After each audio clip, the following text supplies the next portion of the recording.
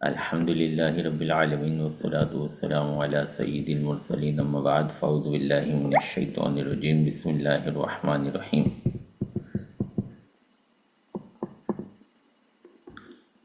اچھا جی، پہلے آپ کا ہوم ورک دیکھ لیتے ہیں۔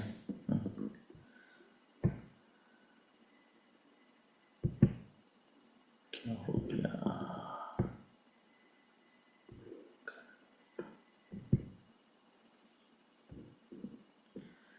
خیاری شرط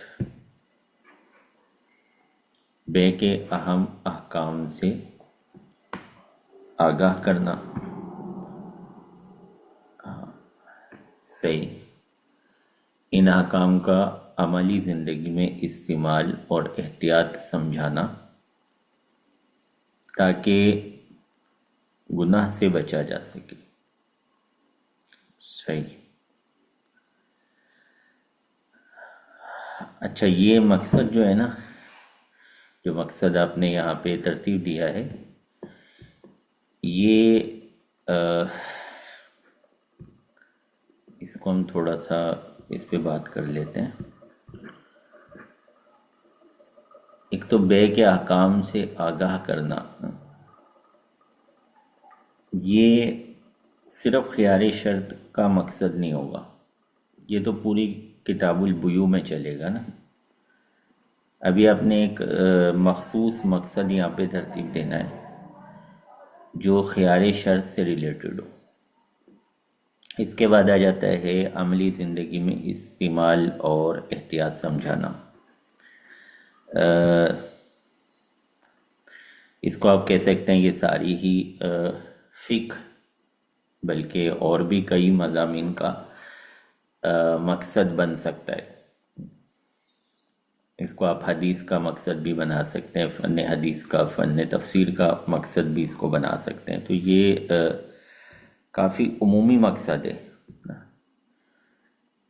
شاید میں نے آپ کو یہ اس بات کی طرف توجہ دلائی ہوگی جب مقصد کے حوالے سے میں نے آپ کو بتایا تھا کہ یہاں پہ پہلی چیز ہوتی ہے ہم نے مقصد ترتیب دینا ہوتا ہے۔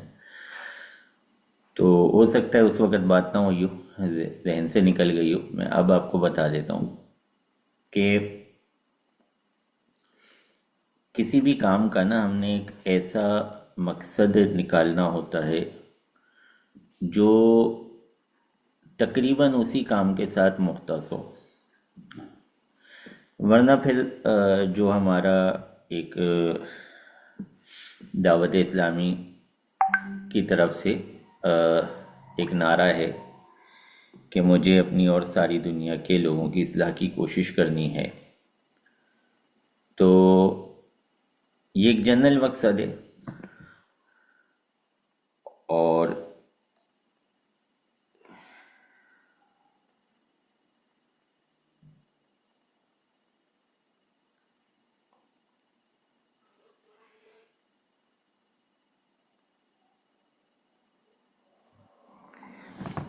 اس میں جو ہے وہ ساری عبادات، سارے جو ہمارے دینی کام ہیں اس میں تعلیم بھی آ جاتی ہے، اور کئی طرح کے دینی کام جو ہیں ہمارے وہ سارے ہی اس میں داخل ہو جاتے ہیں۔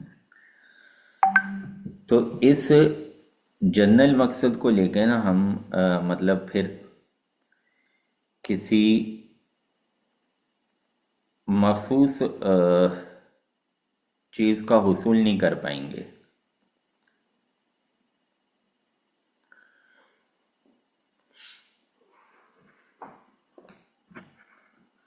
مطلب آپ نے یہ جو ہماری ایک تنظیم کا موٹیو ہے کہ مجھے اپنی اور ساری دنیا کے لوگوں کی اصلاح کی کوشش کرنی ہے، اس میں دیکھ رہے ہیں آپ کتنے شعبہ جات ہیں، کتنے شعبہ جات اس تنظیم میں کام کر رہے ہیں۔ اس میں جو ہے حفظ کے مدرسے بھی چل رہے ہیں، ناظرہ کے مدرسے بھی روا دوا ہیں، اس میں قافلے بھی ہیں، اس میں نیکی کی دعوت بھی ہے، اس میں جو ہے وہ مدنی چینل بھی ہے، اس میں انٹرنیٹ پر بھی دعوت اسلامی کی خدمات ہیں، ویب سائٹ ہے، کتابوں کی اشاعت ہے، اور مطلب سینکڑوں کے حساب سے کام ہے جو کہ سارے کے سارے اس ایک مقصد کے تحت یقیناً آتے ہیں. تو اتنا جنرل مقصد لے لیں گے نا ہم، اتنا عمومی مقصد لے لیں گے تو ہم مطلب بہت اپنی کیا بولتے ہیں کوشش کو، اپنی ایفرٹس کو جو ہیں ایک نقطے پر مرکوز نہیں کر سکیں گے. ہماری ایفرٹ جو ہیں وہ چاروں طرف پھیل جائیں گی. اس کو تھوڑا سا میں اگر کسی اور مثال سے آپ کو سمجھانا چاہوں، آپ یوں سمجھ لیں کہ ایک مارکیٹ ہے ہمارے علاقے کی، کراچی کی کوئی مارکیٹ ہے یا اسلام آباد کی کوئی مارکیٹ ہے یا کسی بھی ایریے کی کوئی مارکیٹ ہے. تو ہم نے جو ہے اپنی پروڈکٹ وہاں پہ سپلائی کرنے کا ایک ٹارگٹ بنایا ہے کہ ہم نے اس مارکیٹ کے اندر اپنی پروڈکٹ سپلائی کرنی ہے. اب مارکیٹ میں سینکڑوں کے حساب سے دکانیں، ہم سب پہ جا کے کوشش کریں گے یا بہت ساری دکانوں پہ جا کے کوشش کریں گے، 2 4 5 جگہ ہم کامیاب بھی ہو جائیں گے. لیکن اگر ہم ٹارگٹ بنا لیں کہ نہیں جی میں نے جو ہے وہ فیضان صاحب جو ہے نا، فیضان صاحب، ان کی دکان پر اپنی پروڈکٹ رکھوانی ہے، میں نے فیضان صاحب کی دکان پر اپنی پروڈکٹ رکھوانی ہے. اب جو ہماری کوششیں ہوں گی نا وہ ان کوششوں سے ہٹ کے ہوں گی جو اس وقت ہم نے کی تھیں، جب ہم نے جو ایک جنرل مقصد بنا لیا تھا کہ ہم نے مارکیٹ میں چیزیں رکھوانی ہیں، اور ہم نے اپنے آپ کو کامیاب بھی سمجھ لیا تھا کہ بھئی کامیاب تو ہو گئے ہم، 5 6 دکانوں پہ ماشاءاللہ ہماری پروڈکٹ آ گئی. لیکن اگر ہم یہاں پہ ایک ایک کو اپنا مقصود بنا کے، جیسے نبی کریم صلی اللہ علیہ وسلم کا ایک انداز تھا نا کہ آپ ایک ایک انسان کو باقاعدہ ٹارگٹ کر کے، یا امیر اہل سنت کا جو ایک انداز ہے جو آپ نے نیکی کی دعوت کے نام سے سنا ہے، نیکی کی دعوت یا انفرادی کوشش جس کو کہا جاتا ہے، ایک ایک فرد کو ہم نے ٹارگٹ کرنا ہوتا ہے کہ یہ شخص جو ہے میں نے اس کو جو ہے وہ ایک اچھا مسلمان بنانا ہے. تو وہاں ہماری جو کوششیں ہوتی ہیں نا وہ چینج ہو جاتی ہیں، بمقابلہ اس کے کہ ہم نے اس بات کو ٹارگٹ کیا کہ جی مسجد میں 100 لوگ نماز پڑھنے آتے ہیں، تو ہم نے ان 100 میں سے 100 پہ کوشش کرنی ہے، 100 پہ کوشش کرنی ہے اور 100 کے 100 ہمارا ٹارگٹ ہے. اب اگر ہم 8 10 15 20 لوگوں کو جو ہے وہ سمجھانے میں کامیاب ہو جاتے ہیں، ان کو ان کی برائیوں سے روکنے میں کامیاب ہو جاتے ہیں، ان کو نیکیوں کی طرف لگانے میں کامیاب ہو جاتے ہیں، تو ہم اپنے تئیں اپنے آپ کو بھی کامیاب سمجھیں گے اور لوگ بھی ہمیں کامیاب سمجھیں گے. لیکن اگر ہم یہاں پہ ٹارگٹ یہ بنا لیں کہ جی ہم نے اسد اللہ کو جو ہے وہ نیکی کی راستے پہ لگانا ہے، اس کو ہم نے نیک بنانا ہے، اب ہماری کوششیں چینج ہو جائیں گی. اور جب تک ہم اس ٹارگٹ کو اچیو نہیں کر لیں گے ہم اپنے آپ کو کامیاب نہیں سمجھیں گے، کیونکہ ہمارا ٹارگٹ یہی ہے. اگر اس کی جگہ 2 3 4 ہماری باتیں سن کے دیکھا داکھی وہ نیک بن گئے، وہ سدھر گئے، تو ہم اپنے تئیں اپنے آپ کو کامیاب نہیں سمجھیں گے. اور اگر ان کو بھی پتا ہوا کہ اس کا ٹارگٹ جو ہے وہ سب نہیں تھے بلکہ فلاں بندہ تھا نا، ہوا میں گولی چلا دی، کسی بھی پرندے کو لگ گئی، آپ شکاری بن گئے، آپ شکاری نہیں بنے. شکار تو کیا آپ نے لیکن آپ شکاری نہیں بنے. شکاری تو آپ جب بنیں گے جب آپ ایک پرندے کو ٹارگٹ کریں اور اس کا شکار کریں، تو آپ کو کہا جائے گا ہاں جی آپ شکاری بن گئے. ڈاکٹر صاحب نے بہت ساری دوائیاں لے کے بہت سارے بچوں کو پلا دیں. بہت سارے بچے مریض بن کے آئے تھے ان کے پاس. دو چار بچے صحیح ہو گئے، باقی جیسے تھے ویسے کے ویسے ہی رہ گئے، بیمار کے بیمار ہی رہ گئے. تو ڈاکٹر صاحب کامیاب ہو گئے؟ نہیں، نہیں ہوئے ڈاکٹر صاحب کامیاب. ڈاکٹر صاحب ناکام ہو گئے. انہوں نے تکا مارا تھا. انہوں نے تکا مارا تھا. بہت ساری دوائیاں دو چار طرح کی کہ یار یہ بخار بھی ہو سکتا ہے، یہ جو ہے کوئی پیٹ کا مسئلہ بھی ہو سکتا ہے، یہ کوئی گردے کا مسئلہ بھی ہو سکتا ہے. تو ان چار طرح کی دوائیاں ملا کے سب پہ ٹرائی کر دی تھی. کسی کو لگ گئی اور کسی کو نہیں لگی یا کسی کو الٹی لگ گئی، ری ایکشن ہو گیا.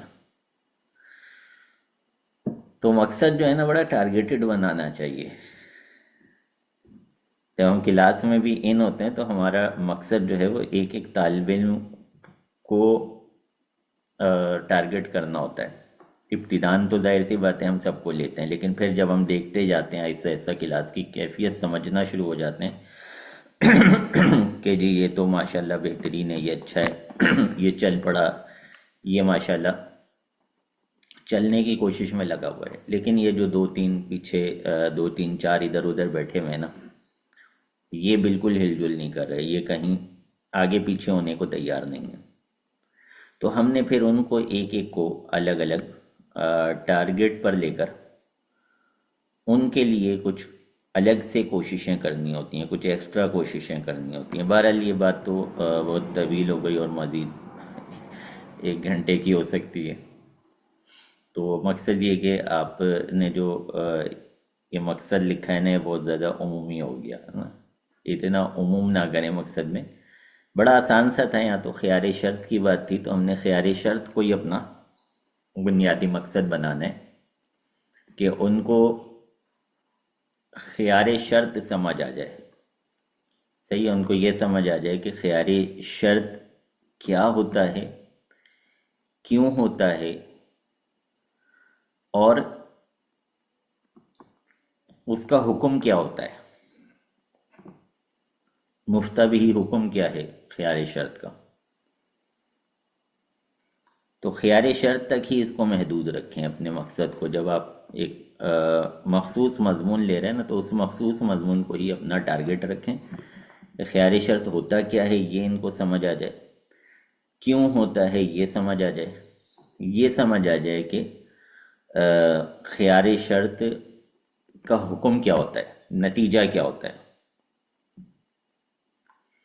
اچھا جی، اس کے بعد آپ نے کہانی بیان کی ہے. دو طلبہ ہیں، ان کو پریکٹیکل کے ذریعے ہم نے جو ہے یہ خیار شرط سمجھانا ہے. صحیح ہے، ان کو پریکٹیکل لے کر آئیں. اور پریکٹیکل جو ہے وہ آپ کوشش کریں کہ جو ہمارے مروجہ ہے نا مارکیٹ میں جو اس سے ملتی جلتی صورت چلتی ہے، جو ان کی دیکھی بھالی بھی ہو، سنی سنائی ہو، وہ ان کے سامنے رکھیے. دکاندار کہتا ہے کہ بھائی لے جائیں، آپ چیک کر لیں، اگر نہیں سمجھ آئے تو لے آئیے گا، ہم یہاں بیٹھے ہیں نا. اس طرح کے جملے بولتے ہیں نا دکاندار. تو یہ خیار شرط دے رہے ہوتے ہیں، یہ خیار شرط دے رہے ہوتے ہیں کہ بھائی آپ لے جائیں، چیک کریں اچھے طریقے سے، اگر نہیں سمجھ آتا تو ہم یہاں بیٹھیں، آپ آ جائیے گا واپس لے کے. تو یہ خیار شرط والا اسٹائل ہے جو اب ہو سکتا ہے آپ ہو سکتا ہے کسی اور ایریے کے ہوں، میں تو کراچی کے حوالے سے بات کر رہا ہوں، کراچی میں کافی ٹائم گزارا ہے، تو وہاں پہ اس طرح سے دکاندار بازوں کا بات کیا کرتے تھے. تو اچھا، اس سے آگے چلتے ہیں. چلیں، یہ ایک پریکٹیکل آپ نے لکھا نہیں نا یہاں پہ. چلیں خیر، سبق کی تقسیم آ جاتی ہے اس کے بعد. سبق کی تقسیم میں ہم نے خیار شرط ان دخلہ عیبن، یہاں تک ہم نے ہم نے سبق لیا ہے. ان دخلہ، ایک منٹ میں اس کو چیک کر لوں کتاب سے کتنا سبق لیا گیا ہے. قدوری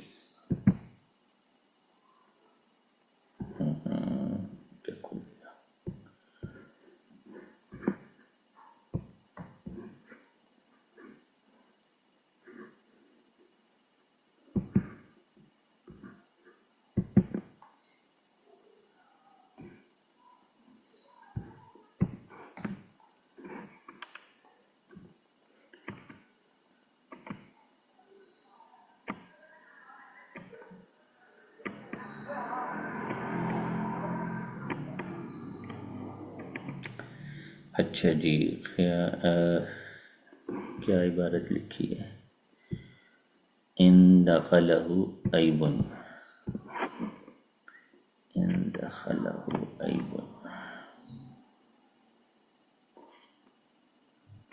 اچھا یہ ہو گیا. ہاں صحیح لگ رہا ہے، صحیح ہے ماشاء اللہ. میرے خیال میں اتنا ہو جانا چاہیے آدھے گھنٹے کے اندر. یہ تو آپ نے اچھا کام کیا ماشاء اللہ. جتنا آپ نے سبق لیا ہے تقریباً لمسم اتنا ہو جانا چاہیے.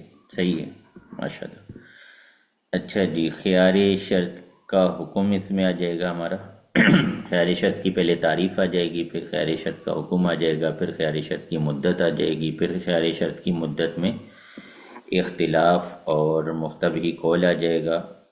اس کے بعد جو ہے ہم اگلی عبارت کی طرف چلے جائیں گے. بائع کا اختیار اور مبی کی ملکیت. بائع کے اختیار میں اگر مبی مشتری سے ہلاک ہو جائے تو کیا ہوگا؟ اچھا، ملکیت بیان کر دینے کے بعد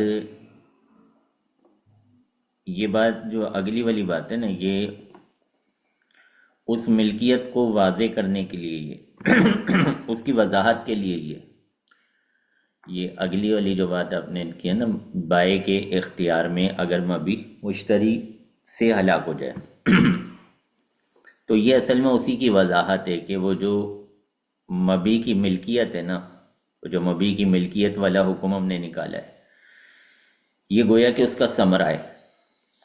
یہ اس کا ثمرہ بیان کرنے کے لیے یہ ایک مسئلہ امام قدوری رحمۃ اللہ تعالی، جیسے مثال ہوتی ہے نا، ہم اسم کی تعریف کرتے ہیں اور اسم کی تعریف کرنے کے بعد اس کی ایک مثال لکھ دیتے ہیں.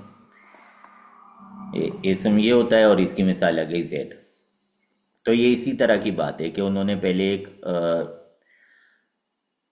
کیا بولتے ہیں کنڈیشن لکھ دی کہ بائع کا اختیار ہوتا ہے تو مبی کس کی ملکیت میں ہوتی ہے، اور پھر اس کا ثمرہ ظاہر کرنے کے لیے، اس کی وضاحت کرنے کے لیے، تاکہ یہ جو بات بیان کی گئی ہے یہ واضح ہو جائے، یہ سمجھ آ جائے، انہوں نے یہ مسئلہ لکھا ہے کہ بائع کے اختیار میں اگر مبی مشتری سے ہلاک ہو جائے. تو یہ آپ اس کو الگ نہ لیں، یہ اسی کا جز ہے، پچھلے والے کا ہی یہ جز ہے، اسی سے ملا ہوا ہے. اچھا، اسی طرح آگے آ جاتا ہے خیار مشتری کا اختیار ہو تو مبی کس کی ملکیت میں ہوگی. چلیں جی، یہ ایک بات آ گئی. اسی بات کے اندر اختلاف ہے، چلیں یہ بھی صحیح ہو گیا. لیکن پھر وہ جو تیسری بات ہے نا، وہ اسی کا ثمرہ ہے کہ خیار مشتری میں مبی مشتری سے ہلاک ہو جائے یا اس میں کوئی مستقل عیب آ جائے، تو یہ اسی والے حکم کا ثمرہ ہے کہ مشتری کا اختیار ہو تو مبی کی ملکیت کا کیا حکم ہوتا ہے. تو یہ اسی اختلاف کے ثمرے کے لیے ایک مثال بیان کی گئی ہے. اس کو آپ اس کے ساتھ ریلیٹڈ کر کے بیان کریں گے، اس کو الگ سے نہیں لیں گے. یعنی ان کو ایسا نہ لگے یہ وہ الگ چیز ہے وہ جو ملکیت والی بات تھی، اور یہ الگ چیز ہے، یہ الگ چیز نہیں ہے، یہ اسی کی مثال ہے، بلکہ اس کا بہتر طریقہ تو یہی ہوگا کہ آپ جو ہے مشتری کا اختیار ہو تو مبی کس کی ملکیت میں ہوتی ہے، اس میں آپ نے ائمہ کا موقف بتا دیا، اور اس کے بعد جو ہے آپ نے اس کے آگے بتا دیا کہ جی اس کو آپ جو بات آپ کو بتائی گئی ہے، جو حکم آپ کو بتایا گیا ہے، اس کو سمجھنے کے لیے اب آپ اس مسئلے پر غور کریں۔ اس مسئلے پر غور کرنے سے جو ہے آپ کو سمجھ آ جائے گا کہ یہ ملکیت والا حکم جو ہے اس کا فائدہ کیا حاصل ہوتا ہے، اس کا ثمرہ کیا نکلتا ہے، اس کا نتیجہ کیا نکلتا ہے، اس کا مقصود کیا ہے یہ حکم رکھنے کا، وہ آپ کو اس مثال سے سمجھ آئے گا۔ اچھا جی، اس کے بعد آ جاتا ہے ثمن اور قیمت کا فرق۔ ثمن اور قیمت کا فرق، ایک منٹ، ثمن اور قیمت کا فرق، یہ میرا خیال ہے یہ پیچھے ہو چکا ہوگا، ثمن اور قیمت کا فرق قدوری کے اندر یہ پڑھ چکے ہوں گے، ثمن اور قیمت کا فرق، لیکن چلیں صحیح ہے، یہاں پہ اگر یہ آتا ہے تو یہ ایک اہم چیز ہے، اس کو دوبارہ ہمیں ٹارگٹ پہ لینا چاہیے، بالکل ایسا ہونا چاہیے، اس کو دوبارہ سے ہم ایک مرتبہ ٹارگیٹڈ پوائنٹ میں لے کے اس کو پھر واضح کریں، اگرچہ پہلے ہو چکا ہو، یہ کم از کم آپ کو 3-4 جگہ ٹارگیٹڈ انداز میں بیان کرنا پڑے گا، تبھی طلبہ کے ذہن میں یہ بیٹھے گا۔ اہم چیز ہے لیکن نوٹس نہیں کرتے، بھول جاتے ہیں، نظر انداز کر دیتے ہیں، تو صحیح ہے، اس کو آپ بالکل ٹارگٹ میں لیں، ورنہ یہ بات ریپیٹڈ تھی، میں اس کو آپ کو منع کرتا ہے کہ آپ اس کو ٹارگیٹڈ چیزوں میں نہ لیں، بلکہ یہاں کوشش کریں کہ اگر یہ بات پہلے ہو چکی ہے تو پہلے ان سے سوالیہ انداز میں پوچھیں کہ بھئی ثمن اور قیمت میں کیا فرق بتایا گیا تھا آپ کو، کون بتائے گا، تو پہلے ان سے پوچھیں، تاکہ اگر ان کی توجہ نہیں تھی پچھلی دفعہ تو اس دفعہ وہ زیادہ توجہ سے آپ کی بات کو جو ہے وہ یاد رکھیں۔ اچھا، اس کے بعد آخری پوائنٹ جو آپ نے لکھا ہے وہ مبی ہلاک ہو جائے تو امام اعظم رحمۃ اللہ تعالی علیہ کے نزدیک کیا حکم ہوگا، اور یہ میرے خیال میں پچھلے والی ہی مسئلے سے ریلیٹڈ کوئی بات آپ نے لکھ دی ہے یہاں پہ،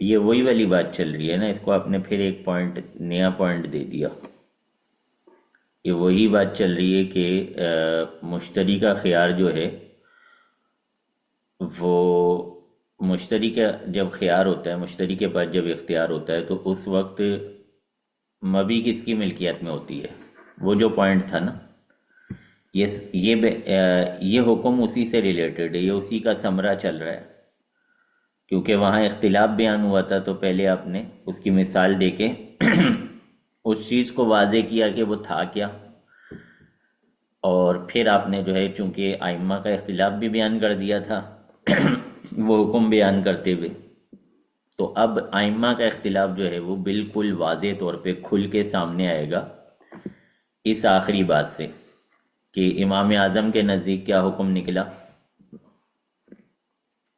مبی کے ملکیت میں ہونے یا نہ ہونے کے، جو انہوں نے حکم لگایا تھا اس حکم کے ذریعے، اور صاحبین کے نزدیک کیا حکم نکلا مبی کے ملکیت میں آنے یا نہ آنے کا، جو انہوں نے حکم لگایا تھا اس حکم کے نتیجے میں۔ صحیح ہے جی، تو یہ تھوڑی سی جو ہے وہ کمی بیشی کہنا چاہیے ہو گئی ہے، یعنی وہ ایک ہی پوائنٹ کے اندر یہ تینوں پوائنٹ آ رہے تھے، اور ان تینوں پوائنٹ کو جو ہے وہ آپ نے الگ الگ نومنیٹ کر دیا نا۔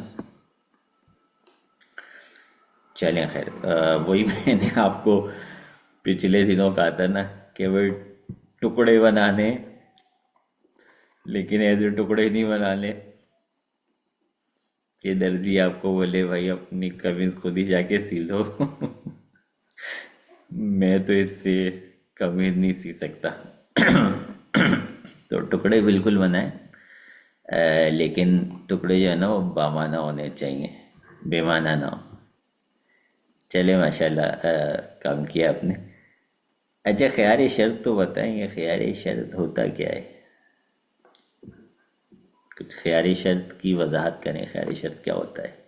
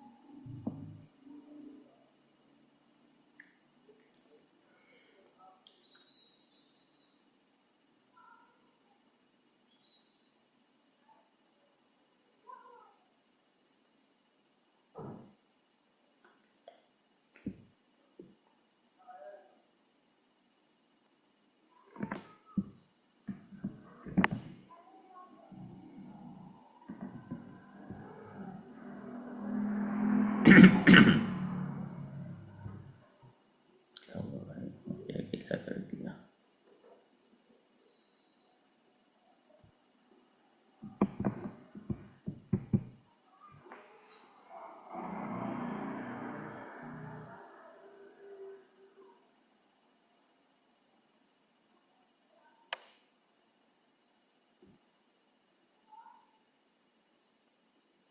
بتا رہے ہیں خیار شرط کیا ہوتا ہے؟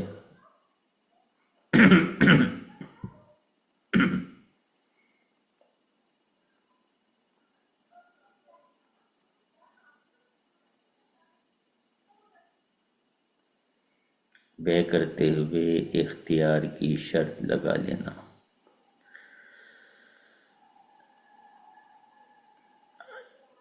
اچھا،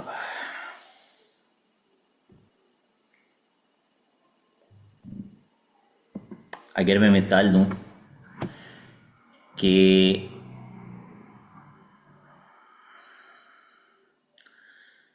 کسی شخص نے جو ہے وہ کیا بولیں گے، موبائل کا سودا کر لیا، موبائل خرید لیا کہ جی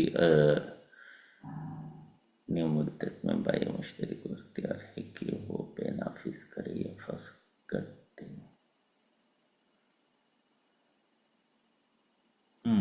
صحیح ہے۔ جیسے مثال کے طور پہ میں نے جو ہے وہ کسی سے موبائل خرید لیا، اس نے بولا کہ جی یہ 50,000 کا موبائل ہے، میں نے کہا صحیح ہے بھائی، دے دیں مجھے، میں نے لے لیا اس سے، پیسے دے دیے میں نے اسے۔ اب اس کے بعد میں نے اس کو کہا کہ بھائی میں لے جا کر اس کو چیک کروں گا، اس کو دیکھوں گا، اگر یہ سمجھ آیا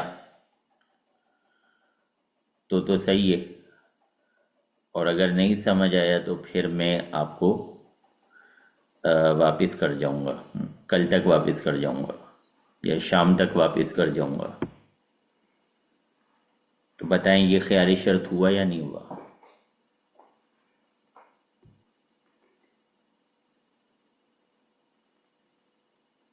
لیکن جب تدریسی ٹیسٹ ہوتا ہے نا تو میں تو اس طرح کی کراس کوشچننگ کرتا ہوں،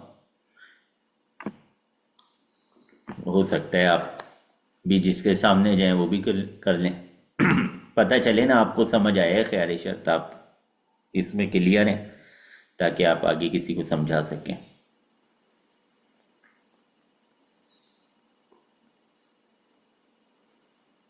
خیال شرط ہے۔ اچھا چلیں، اور کوئی جواب دے گا؟ میں نے جو اگزامپل دی ہے یہ خیال شرط ہے یا نہیں ہے؟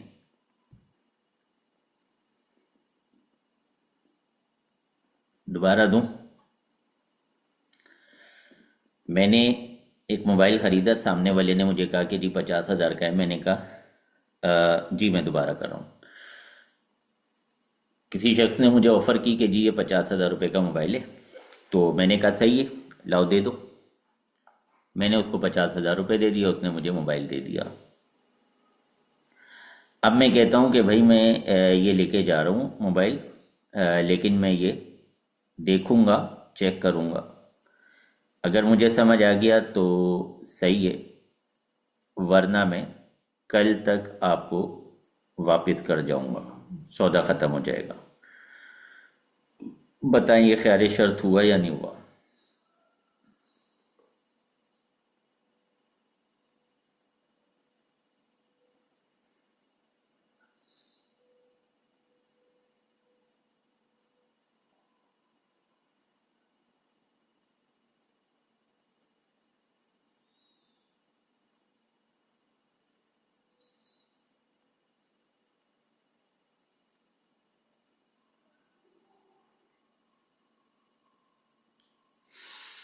جی پہلے والے اپنی بات پہ قائم ہے، ہو گیا خیال شرط؟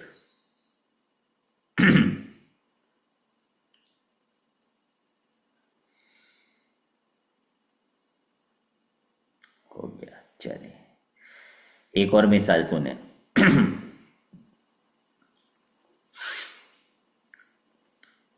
مجھے کسی نے آفر کی کہ جی یہ 50,000 روپے کا موبائل ہے، تو میں نے اس کو بولا یار دیکھو میں آپ سے لے لیتا ہوں، لیکن پہلے میں جا کے چیک کروں گا، اور اگر مجھے سمجھ آ گیا تو صحیح ہے، ورنہ کل تک میں آپ کو واپس کر جاؤں گا۔ میں نے اس کو 50,000 روپے پکڑائے، اس نے 50,000 روپے رکھ لیے۔ اب بتائیں اب خیر شرط ہوا یا نہیں ہوا؟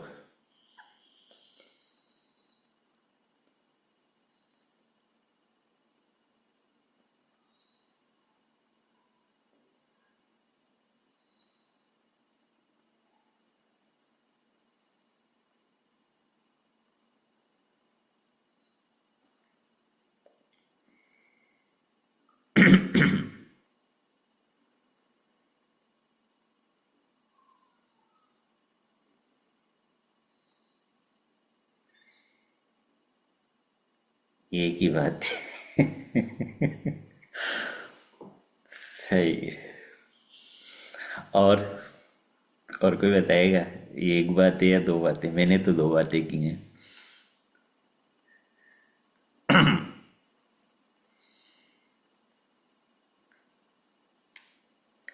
رقم کے بغیر، رقم تو دونوں میں دی ہے، پہلے میں نے کہا تھا میں نے رقم دے دی، پیسے دے دیے، اس کے بعد میں نے یہ ساری بات کی، اور دوسرے میں نے کہا ہے کہ میں نے یہ ساری بات کرنے کے بعد اسے رقم پکڑائی، اس نے لے لی۔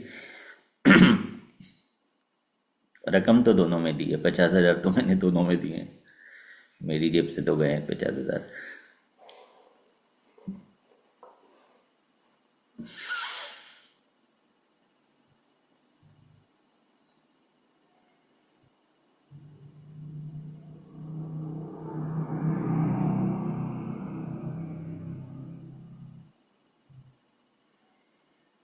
نہیں سمجھ آ رہا؟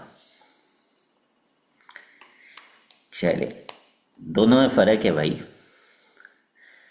پہلی مرتبہ جو میں نے مثال دی تھی نا وہ خیار شرط نہیں بنا،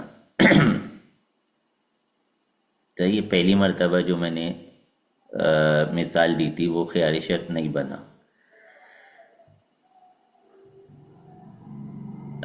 ہاں جی ہاں، یہ بھی آپ صحیح کہہ رہے ہیں، اس کی ایک دوسری وضاحت بھی ہو سکتی ہے، وہ یہ کہ جو مطلب شرط جانبین سے طے ہوگی نا، شرط جانبین سے طے ہوگی۔ اگر میں نے پہلے شرط لگا لی ہے اور اس نے مجھ سے رقم وصول کر لی ہے، تو اس شرط کے ساتھ اس کا رقم تسلیم کر لینا یہ اس بات کی علامت ہے کہ اس نے میرے خیار کو قبول کر لیا ہے، کیونکہ میں نے مشروط انداز میں اس کو شرط رکھ کے اس کو رقم پکڑائی ہے نا۔ اب اس نے رقم رکھ لی تو اس کا مطلب ہے اس نے شرط کو قبول کر لیا ہے، خیاری شرط کو قبول کر لیا ہے۔ جبکہ دوسری صورت میں رقم تو نہیں، پہلی صورت میں نا، سوری، رقم تو دی جا چکی تھی، رقم تو پہلے ہی دی جا چکی تھی، اس کے بعد یہ ساری بات میں نے کی ہے، اور اس کی طرف سے اوکے کا کوئی لفظ نہیں آیا ہے، قبول کرنے کا کوئی لفظ نہیں آیا، اس نے کوئی انڈیکیشن نہیں دیا جس سے پتہ چلے کہ جی اس نے، میں نے جو شرط رکھی ہے اس کو قبول کر لیا ہے۔ تو یا تو پہلے شرط کی بات کی جائے گی، مشروط انداز میں ہی اس کو آفر دی جائے گی، تو وہ آفر قبول کرے گا گویا کہ اس نے شرط قبول کر لی۔ یا پھر اگر بعد میں بھی شرط لگانے کا اختیار تو ہوتا ہے، وہ آپ خیار شرط میں پڑھیں گے وہ صورت بھی، لیکن اگر بعد میں خیار شرط رکھا جائے گا تو اس کی خیار شرط کی شرط پھر یہ ہوتی ہے کہ دوسرا شخص اس کو قبول بھی کرے، اگر اس نے قبول نہیں کیا تو پھر وہ خیار شرط نہیں ہوگا۔ اچھا چلیں یہیں ایک اور کوشچن بناتے ہیں کہ صحیح ہے جی، خیار شرط ہو گیا، میں لے کے چلا گیا موبائل، صحیح ہے، خیار شرط ہمارا ہو گیا، خیار شرط والی صورت ہم نے لے لی، جس صورت میں خیار شرط اوکے ہو جاتا ہے وہ والی صورت ہم نے لے لی، پہلے ہم نے طے کر لی شرط اور اس کے بعد ہم نے پیمنٹ کر دی، اس نے پیمنٹ وصول کر لی، خیار شرط ہو گیا، میں لے گیا موبائل۔ اگلے دن میں لے کر آیا، میں نے کہا یار نہیں سمجھ آ رہا، آپ مجھے میرے پیسے واپس کر دیں۔ وہ مجھے کہتے ہیں کہ بھائی آپ کوئی وجہ تو بتائیں، اس میں کیا مسئلہ ہے؟ کیمرہ خراب ہے، میموری کا مسئلہ ہے، بیٹری کا مسئلہ ہے، کیا کس چیز کا مسئلہ ہے؟ آپ کیوں مجھے واپس کرنے آئے؟ آپ وجہ بتائیں گے تو میں لوں گا، ورنہ میں تو نہیں لوں گا واپس۔ اب بتائیں، مجھے وجہ بتانا ضروری ہے کیا؟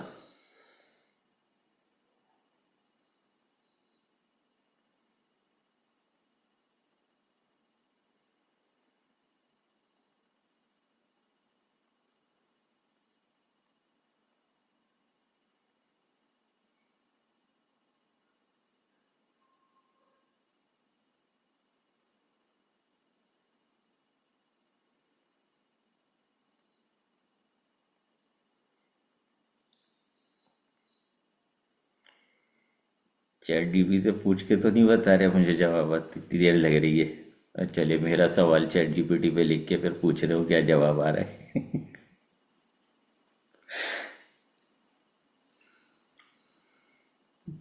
برابر میں موبائل پہ چیٹ جی پی ٹی کھولا ہوا ہوگا، چلو بھائی سنو سر جی کا سوال سنو اور بتاؤ جواب۔ ایسا تو کچھ نہیں چل رہا، ایسا کریں گے تو نقصان آپ کا ہی ہے، میں جو پریکٹس کرا رہا ہوں یہ آپ کے لیے، مجھے اگر آپ میرے پاس کلیئر ہو جاؤ گے، میرے پاس اوکے ہو جاؤ گے تو آپ کو کوئی فائدہ نہیں ملنے والا، جہاں آپ نے کلیئر ہونا ہے وہاں کلیئر ہونے کے لیے آپ کو تھوڑا سا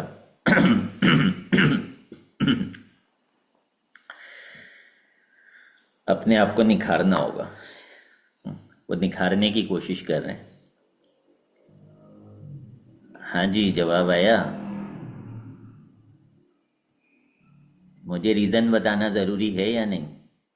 میں ریزن بتاؤں، وجہ بتاؤں کہ بھئی اس میں کیا مسئلہ ہے؟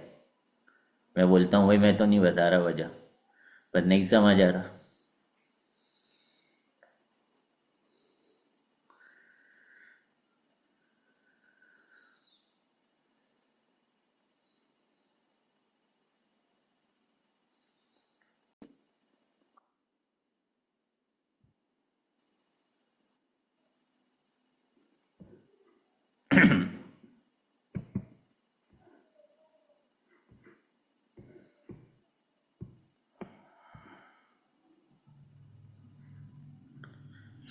اتنا سست تو نہیں ہوتا چیٹ جی پی ٹی، بڑی دیر لگا دی جواب دینے میں.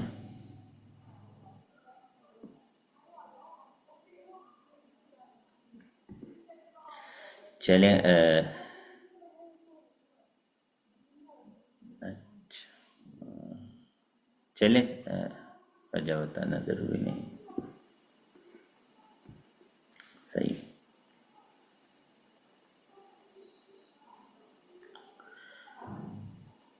اگر میں نے وجہ ہی بتانی ہوتی، اگر میں نے اس کی خرابی ہی بتانی ہوتی کہ جی اس میں یہ خرابی ہے، تو مجھے خیار شرط کی کیا ضرورت تھی؟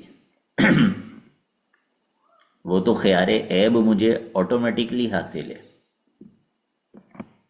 خیار عیب کے لیے مجھے شرط نہیں لگانی ہوتی. وہ شریعت نے مجھے ویسے ہی اختیار دیا ہوا ہے کہ جی آپ نے چیز خریدی ہے، آپ کو خیار عیب حاصل ہے. اور خیار عیب کی تو لمیٹیشن بھی نہیں ہوتی. یہ بھی نہیں ہوتا کہ 2 دن یا 3 دن کے اندر خیار عیب جو ہے وہ ختم ہو جائے گا. تو اگر میں ریزن بتاتا ہوں، اگر میں وجہ بتاتا ہوں کہ جی اس میں یہ پرابلم ہے، اس میں یہ مسئلہ ہے، تو اس کے لیے مجھے خیار شرط نہیں چاہیے. اس کے لیے میرے پاس آلریڈی خیار عیب موجود ہے. خیار شرط میں اس بات کا پابند نہیں ہوتا کہ میں واپس کرنے کا ریزن بتاؤں، میں واپس کرنے کی وجہ بتاؤں، میں اس کی کوئی خرابی بتاؤں. مجھے نہیں سمجھ آ رہی، ہو سکتا ہے مجھے اس کا رنگ نہ سمجھ آ رہا، ہو سکتا ہے مجھے اس کا اسٹائل نہ سمجھ آ رہا، کچھ بھی ہو سکتا ہے، کوئی بھی چیز ہو سکتی ہے جو مجھے نہ بھائی ہو. اس کو مارکیٹ والے خرابی نہیں سمجھتے ہوں گے، اس کو مارکیٹ والے عیب نہیں سمجھتے ہوں گے، اس کو نقص نہیں سمجھتے ہوں گے. مجھے نہیں سمجھ آئے، میری طبیعت کو نہیں بھائی.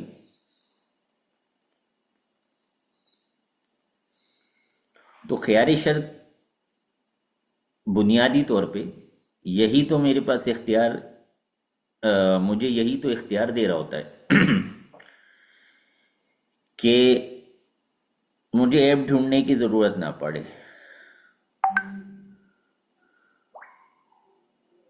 وہ جو بعض رات کو غلط فہمی ہے نا، وہ اصل میں خیار شرط اور خیار عیب میں فرق کوئی نہیں سمجھ پاتے. خیار عیب میں ضروری ہوتا ہے کہ آپ عیب بیان کریں گے، اور عیب بھی وہ جو مارکیٹ میں ویلڈ ہو، تو جار اس کو عیب مانتے ہوں نا. اس چیز کی مارکیٹ کرنے والے، جیسے ہم موبائل کی بات کر رہے تھے، تو موبائل شاپ والے جو ہے اس کو عیب مانتے ہوں. جیسے ایک عام سی مثال اس کی دی جاتی ہے کہ جی آپ ڈبہ پیک لے کے گئے تھے، آپ نے ڈبہ کھول دیا، آپ نے ڈبہ کھول دیا، تو ڈبے کا کھلا ہونا یہ ایک عیب ہوتا ہے موبائل کے اندر. ورنہ ظاہر بظاہر تو یہ کوئی عیب نہیں ہے ڈبے کا کھلا ہونا، لیکن موبائل مارکیٹ میں یہ عیب شمار کیا جاتا ہے. اس کی وجہ سے جو ہے قیمت میں فرق آ جاتا ہے. تو بہرحال وہ تو ایک الگ بحث نکل آئے گی، ایک الگ بات نکل آئے گی. سبق میں جو ہے آپ مضبوط ہونے چاہیے، آپ کو پتہ ہو. مطلب یہ دیکھیں، خیار شرط آپ کی بنیادی، یعنی آپ سبق پڑھانے ہی خیار شرط کا جا رہے تھے. اب اگر خیار شرط ہی کلیئر نہیں ہوگا تو آگے آپ طلبہ کو سمجھائیں گے کیا؟ خیال شرط آپ کے پاس بالکل کلیئر ہونا چاہیے کہ میں کس چیز کی بات کرنے جا رہا ہوں. اچھا جی، پھر یہاں پہ بیان ہوتا ہے مدت معلومہ آ گیا، خیار البائع ہو گیا.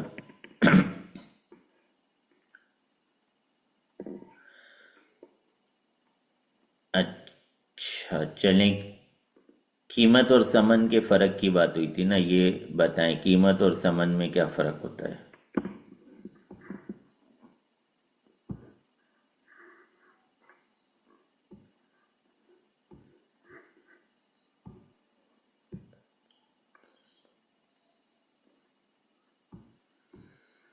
یہ تو باقاعدہ آپ کا ایک پوائنٹ بھی ہے نا، لہٰذا اس پہ تو تیاری کی ہوگی یقیناً۔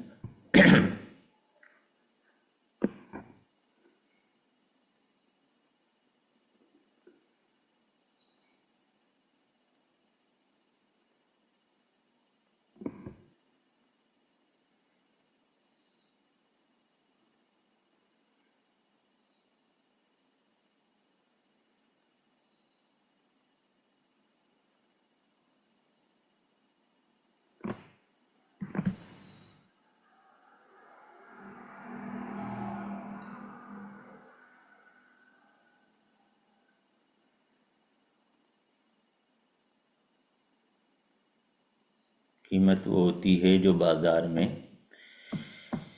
کسی چیز کا ریٹ ہو۔ ثمن وہ ہوتا ہے جو بائع اور مشتری کے درمیان طے پا جائے۔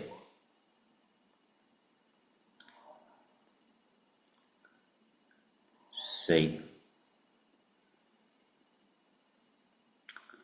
ثمن زیادہ ہوتا ہے یا قیمت زیادہ ہوتی ہے؟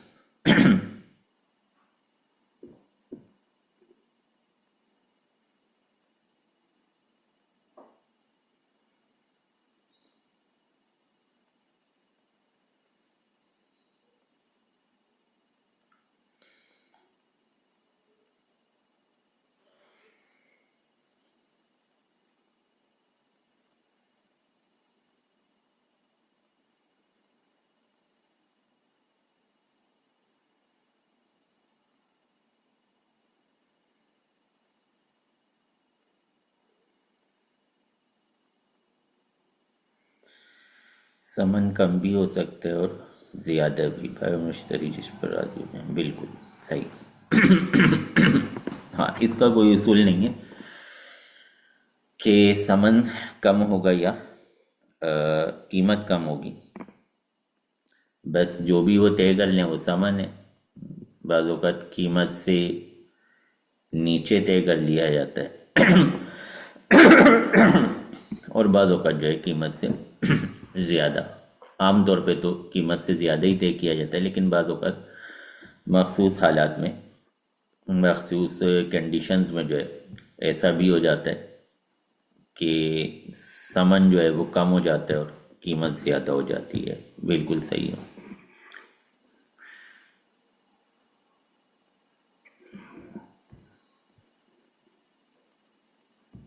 اچھا، یہاں اگر میں ایک سوال اور کرنا چاہوں، ویسے یہ میرے خیال میں زیادہ ڈیپلی ہو جائے گا، اتنا ڈیپ میں نہیں جانا چاہیے، کہ یہ جو آپ نے بتایا کہ بازار میں جو قیمت ہوتی ہے، بازار میں جو ریٹ ہوتا ہے اس کو قیمت کہا جاتا ہے۔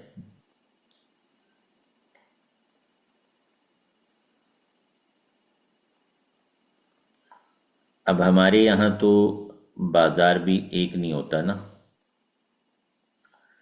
بازار بھی چار چار پانچ پانچ ہوتے ہیں۔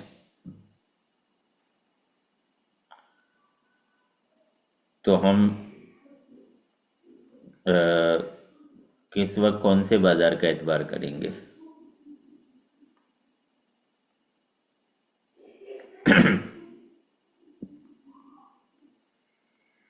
جیسے میں کراچی کی بات کروں تو کراچی میں جو ہے بہت سارے بازار ہیں۔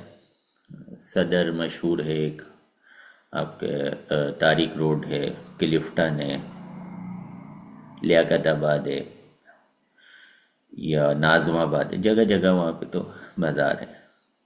پھر لاہور میں ہوں میں تقریباً کوئی 2.5-3 سال سے، یہاں پہ بھی کئی بازار ہیں،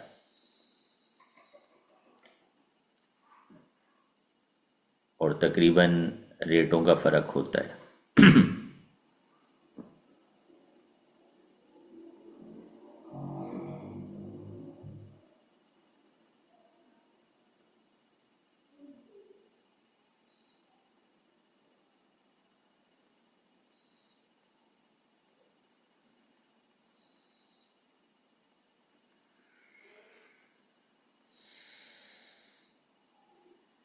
یہ میرے خیال میں تھوڑی زیادہ ڈیپلی بات ہو گئی نا، اس کو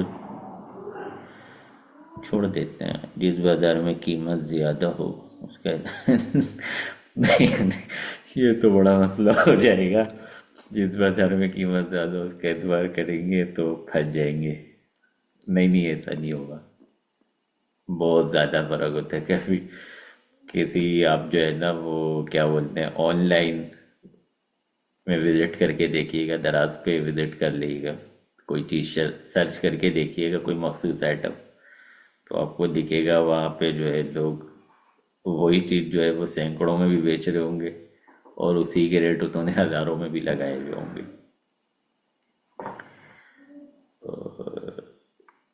ہاں نہیں یہ نہیں، چلیں چھوڑیں، یہ میں پہلے ہی کہہ رہا تھا، اصل میں سوال کرنے سے پہلے ہی میں نے کہا تھا کہ یار یہ تھوڑا سا زیادہ ڈیپلی ہو جائے گا، یہ مفتی والی کیٹیگری میں آ جائے گا سوال نا، تو اس پر نہیں جاتے ہے نا.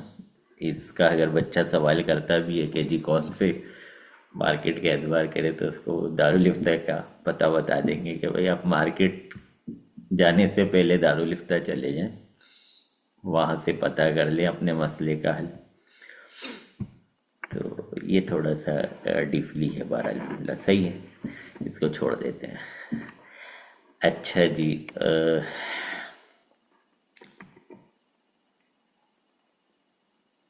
آج تو آپ کے ہوم ورک میں ہی سارا ٹائم نکل گیا ہے. اچھا خیار بتائیں، خیار کون سا صیغہ ہے؟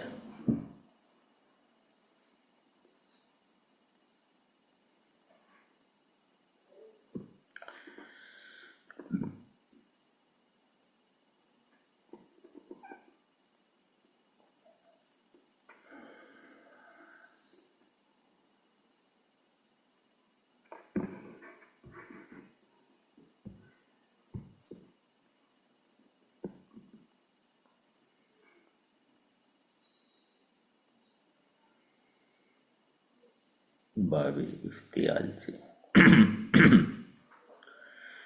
فیال ان کے وزن پہ. چلے ماشاء اللہ، صرفی حوالے سے تو آپ کا جواب تقریباً صحیح آتا ہے.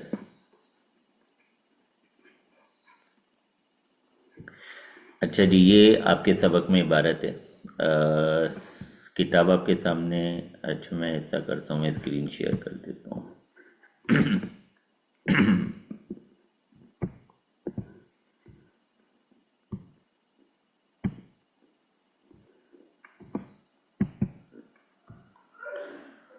ہاں جی، یہ عبارت ہے: خیار المشتری لا یمنع خروج المبیع من ملک البائع الا ان المشتری لا یملکہ، مگر مشتری کی ملکیت میں داخل بھی نہیں ہوگی، مشتری جو اس کا مالک بھی نہیں ہوگا. اس کا مستثنی منہ کیا ہے؟ ان المشتری لا یملکہ.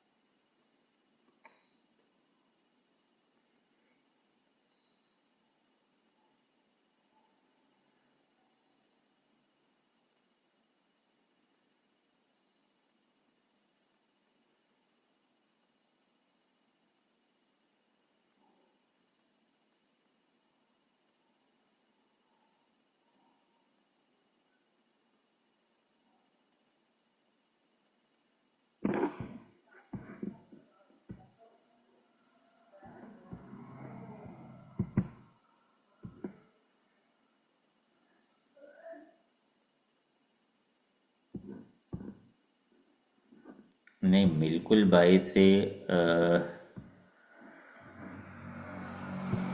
بالکل مشتری کیسے مستثنی ہوگا؟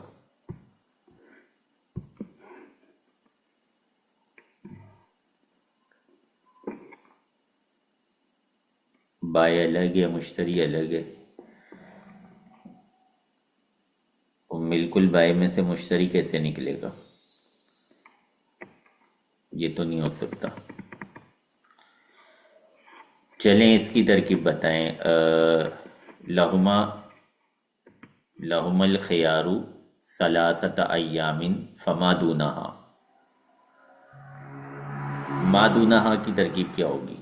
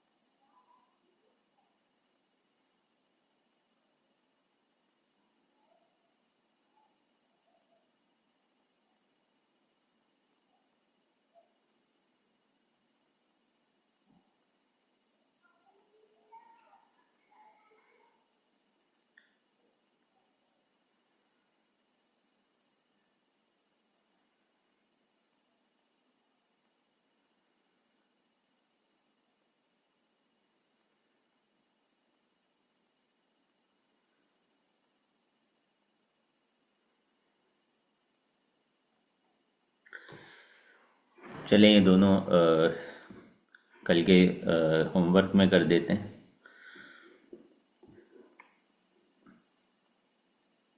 پوری اچھا کیا ہے کچھ، دیکھیں۔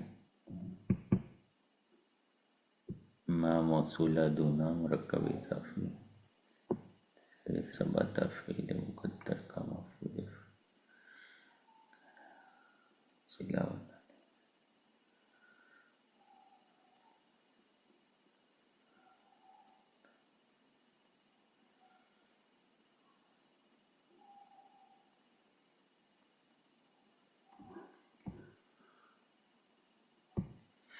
چلیں اس کی ترکیب دیکھ کے آئیے گا۔ پوری عبارت کی دیکھ لیے گا۔ لہم الخیار ثلاثت ایام فما دونہا۔ کل پھر آپ نے ایک اور سبق کی جو ہے وہ پورا اس کی تقریر وغیرہ، پوری جو کچھ آپ نے وہاں پہ کرنا ہے وہ سارا پرفارمنس جو ہے وہ لکھ کے لے کر آنی ہے۔ اور کل کے لیے ہم رکھ لیتے ہیں اصول شاشی۔ تو اصول شاشی کا جو ہے آپ نے پورا سبق مکمل طور پہ، جیسے آپ نے ابھی یہ قدوری کا تیار کیا تھا نا، اس طرح مکمل سبق جو آپ نے تیار کر کے آنا ہے۔ چلیں، السلام علیکم ورحمۃ اللہ وبرکاتہ۔